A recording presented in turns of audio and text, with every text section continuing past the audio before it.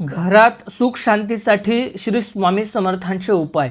मित्रांनो, आज अनेक घरांमध्ये पैसा आहे, सुविधा आहेत, मोठं घर आहे, पण मनशांती नाही. छोट्या छोट्या गोष्टींवरून वाद होतात, एकमेकांशी बोलणं कमी होतं, चिंता, तणाव आणि गैरसमज वाढतात. अशा वेळी प्रश्न पडतो, घरात सुख शांती कशी येईल? स्वामी समर्थांच्या शिकवणीत काही सोपे पण प्रभावी मार्ग सांगितले जातात. हे आध्यात्मिक आणि व्यावहारिक दोन्ही आहेत. 1. रोज स्वामी नामस्मरण करा. सकाळी किंवा संध्याकाळी कुटुंबातील सर्वांनी काही मिनिटे एकत्र बसून म्हणा, श्री स्वामी समर्थ. नामस्मरणामुळे मन शांत होतं आणि घरात सकारात्मक वातावरण निर्माण होतं.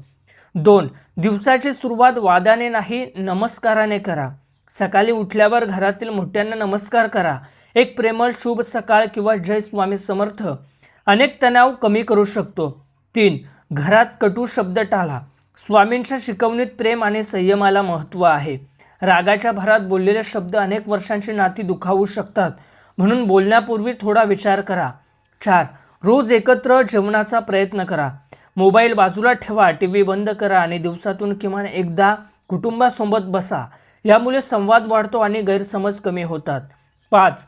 आई वडील आणि ज्येष्ठांचा आदर करा. घरातील मोठ्यांचे आशीर्वाद हे सर्वात मोठे धन असते. जिथे ज्येष्ठांचा सन्मान होतो तिथे घरातील वातावरण अधिक शांत राहते. 6. घरात स्वच्छता आणि सात्विकता ठेवा. घर स्वच्छ ठेवा, पूजेचे स्थान नीट ठेवा. सकाळी अगरबत्ती किंवा दीप लावा. स्वच्छ वातावरण मनावर सकारात्मक परिणाम करते. 7. दुसऱ्यांच्या चुका माफ करायला शिका. प्रत्येक माणूस चुका करतो. सतत राग आणि जुन्या गोष्टी मनात ठेवण्यापेक्षा क्षमाशीलता घरात शांती आणते. 8. कृतज्ञतेची सवय लावा. रोज रात्री झोपण्यापूर्वी 1 मिनिट काढा आणि विचार करा, आज कोणत्या गोष्टींसाठी धन्यवाद द्यायचे आहेत.